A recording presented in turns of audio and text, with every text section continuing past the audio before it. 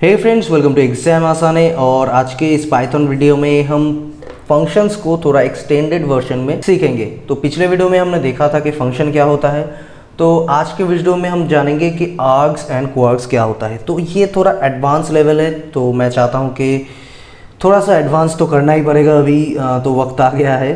तो चलिए मैं अपना पाइचार्म ओपन कर लेता हूँ और यहाँ पे मैं एक बना लेता हूँ पाइथन फाइल और यहाँ पे लिख लेते हैं args and KWARGS क्वार्क्स। तो चलिए मैं यहाँ पे एक फंक्शन लिखता हूँ फॉर एग्जांपल। तो फंक्शन डिफाइन करते हैं, फंक्शन का नाम दे देते हैं फंक्शन अंडरस्कोर नेम, और फंक्शन अंडरस्कोर नेम की नेम। तो फंक्शन अंडरस्कोर नेम हमारा फंक्शन है और इसके अंदर फॉर एग्जांपल हम ये फंक्शन क्या करता है, ये फंक्शन बेसिकली कुछ आर्गूमेंट लेता है, जैसे कि ए कॉमा बी कॉमा। तो ये function basically A B C तीन आर्गूमेंट लेता है। तो इधर पे मैं अगर प्रिंट करूँ इन तीन आर्गूमेंट को, जैसे ए कॉमा बी कॉमा सी, इन तीनों को मैं प्रिंट कर रहा हूँ और मैं इस फंक्शन को इधर पे कॉल कर रहा हूँ। तो फंक्शन नेम और इधर पे मैं तीन आर्गूमेंट पास कर देता हूँ। मैं पास कर देता हूँ सौरभ कॉमा सुमित कॉमा और इधर पे जीत। तो सौरभ, सुमित और जीत को मैंने इधर पे पास कर दिया और ये कहाँ पे कैच होगा, ए बी सी तीनों पे कैच होगा और इधर पे सिंपली प्रिंट कर देगा। तो इसको मैं चलाता हूँ सिंपली, तो देखिए सौरभ, सुमित एंड जीत इधर पे इस तरह से प्रिंट हो गया। तो बढ़िया बात है। तो क्या हो अगर मैं इधर पे और एक पैरामीटर पास करूँ और एक आर्गूमेंट पास करूँ, तो क्या होगा। मैं इधर पे फॉर एग्जांपल ये सभी मेरा दोस्तों का नाम है, अभी मेरा एक और दोस्त बना है भास्कर। तो मैं अगर इधर पे भास्कर को पास करूँ और कंट्रोल एस करता हूँ और रन करता हूँ, तो जाहिर सी बात ये नहीं चलेगा क्योंकि यहाँ पे तीन आर्गूमेंट लेता है। तो चलिए मैं इधर पे ए बी सी और इधर पे डी कर देता हूँ और इधर पे भी मैंने कॉमा दे के डी कर दिया। तो अभी ये फंक्शन चल जाएगा, ठीक है। तो सौरभ, सुमित, जीत, भास्कर ये प्रिंट हो गया, तो ये फंक्शन चल जाएगा। लेकिन ये सही तरीका नहीं है, ये बिल्कुल भी सही तरीका नहीं है। तो यहाँ पे बेसिकली प्रॉब्लम है कि हम बंद रहे हैं कि हम इधर पे इस तरह से वेरिएबल को पास करेंगे और जितना वेरिएबल होगा उधर को पास करेंगे, और इधर पे अगर वेरिएबल बढ़ रहा है तो हमको कॉमा दे के ऐड करना पड़ेगा। तो ये बिल्कुल भी सही तरीका नहीं है। तो आप बोलोगे उसके लिए एक तरीका और है, जो कि है हम लिस्ट बना के भेज सकते हैं इसको, ठीक है। तो जी हाँ, बिल्कुल सही कहा आपने कि हम लिस्ट बना के भी इसको भेज सकते हैं। तो लिस्ट अगर बना के हम भेजें कि इन सभी नाम को अगर हम किसी लिस्ट पे रख दे, एक लिस्ट बना दे, इन सभी नाम का LST करके एक लिस्ट बना दे, और इन सभी नाम को मैं अगर लिस्ट पे डाल दूँ और यहाँ पे अगर मैं पास कर दूँ LST को पास कर दूँ, और इधर पे तब हमको ज़रूरत पड़ेगी सिर्फ इसको कैच करना। तो मैं L नाम का एक वेरिएबल पे इसको कैच कर लेता हूँ और इधर पे L को प्रिंट कर देता हूँ। तो अभी हमारे पास सभी वेरिएबल आ गया। तो अभी हम इधर पे फॉर लूप चला के इसको एक्सेस कर सकते। तो ये एक तरीका है।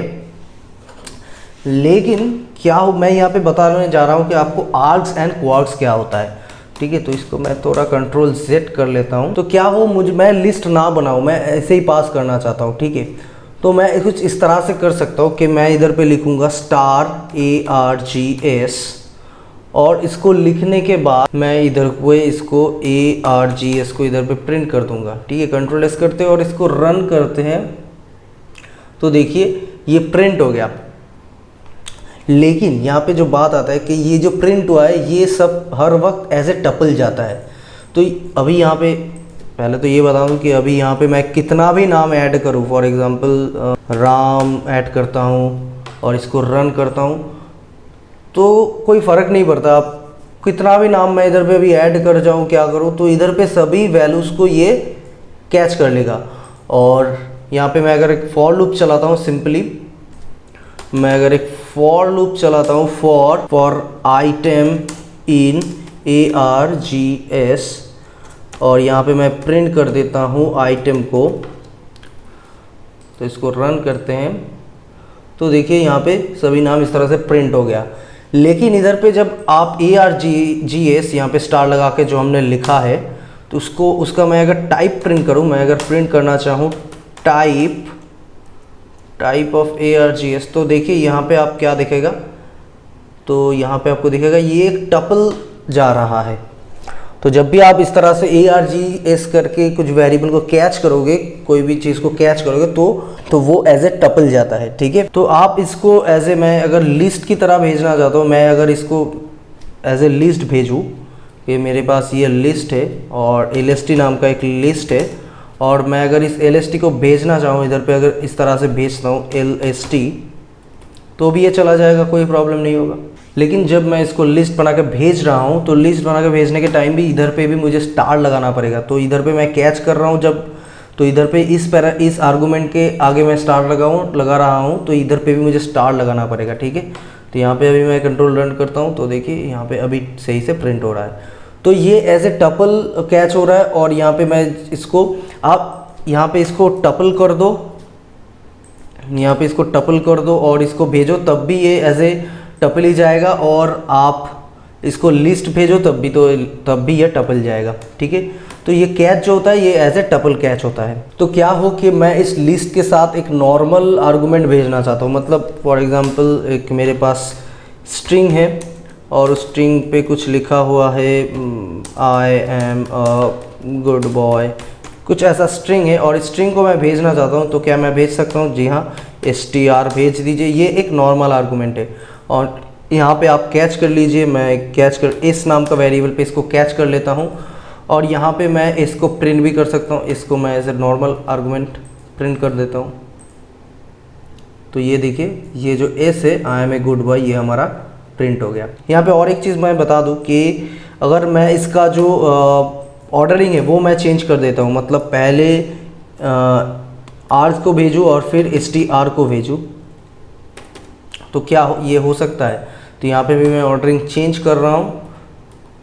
कंट्रोल S करते हैं और इसको रन करते हैं, तो देखिए ऐसा नहीं हो सकता। तो अगर आप आर्ग्स यूज़ कर रहे हो, आर्ग्स और कोएक्स यूज़ कर रहे हो, तो उसका बाय डिफ़ॉल्ट फॉर्मेटिंग इस तरह से होता है कि पहले आपको नॉर्मल आर्गूमेंट भेजना पड़ेगा, मतलब फॉर्मेटिंग उसका जो ऑर्डरिंग है वो इस तरह से होगा। पहले नॉर्मल आर्गूमेंट, उसके बाद आर्ग्स, और उसके बाद क्वार्ट्स मैं आगे बताऊंगा, ठीक है। तो पहले नॉर्मल आर्गूमेंट, उसके बाद आर्ग्स, और उसके बाद क्वार्ट्स।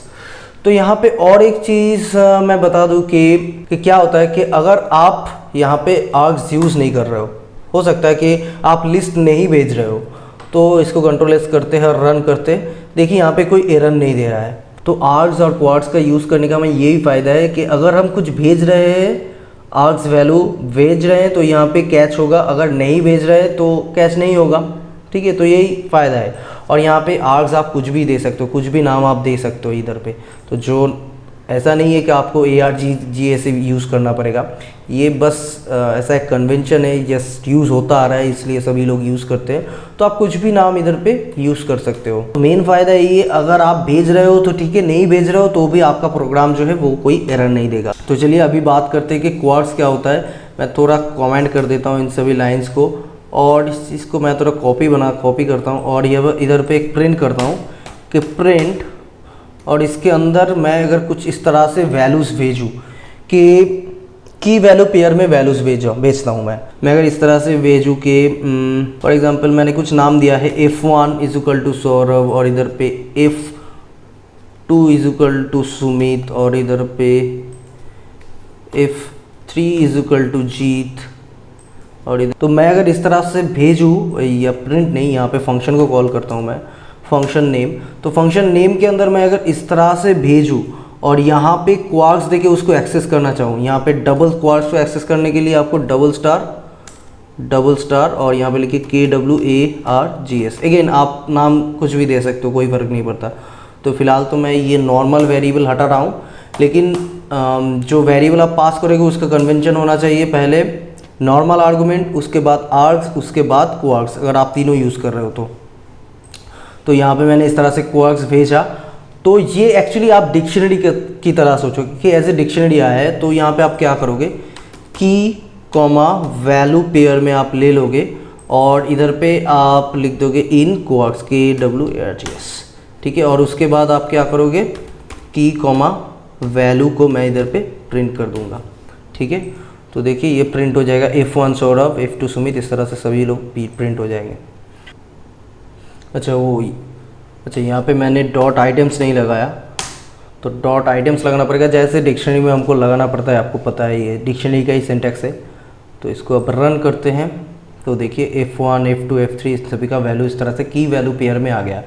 तो अभी आप क्या कर सकते हो कि इसको एज ए डिक्शनरी आप कंट्रोल X कीजिए, और मैं इधर पे डिक्शनरी एक बना लेता हूँ, और इधर पे मैं ये सारा वैल्यू रख देता हूँ, और इसको मैं एज ए डिक्शनरी बना लेता हूँ।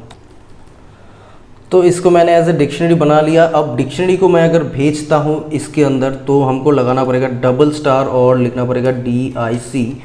इसको मैं भेजता हूँ, और ये देखिए ये आपको एज इट इज़ इस तरह से ही एक्सेस हो जाएगा। ठीक है, तो यही फ़ायदा है, अगर आप यहाँ पे डिक्शनरी ना भी भेजो और इसको कंट्रोल S करो और इधर पे रन करो, तो आपका चलेगा नहीं, क्योंकि आपने भेजा नहीं है। तो आपका और फ़ायदा ये है कि आपको एरर भी नहीं देगा। ठीक है, तो यही फ़ायदा है इसका बेसिकली। अगर आप वैल्यू नहीं भी बेचते हो तो भी आपका प्रोग्राम कोई एरर नहीं देता है, और अगर वैल्यू आप बेचते हो तो ठीक है, अगर है तो ये वैल्यू लेगा, और नहीं तो आपको कोई एरर नहीं देगा। तो यही फ़ायदा है आर्ग्स और क्वार्ट्स का। ठीक है, तो होप कि आप आर्ग्स और क्वार्ट्स को समझ लिए हैं। और आर्ग्स अगर आपको तीनों चीज़ एक साथ यूज़ करना हो कभी, मतलब नॉर्मल वेरिएबल भी यूज़ करना है, फॉर एग्जांपल ये मेरा नॉर्मल वेरिएबल है, होगा एक कॉमा स्टार ARGS होगा, और कॉमा देके हम इसको इस तरह से यूज़ कर सकते हैं।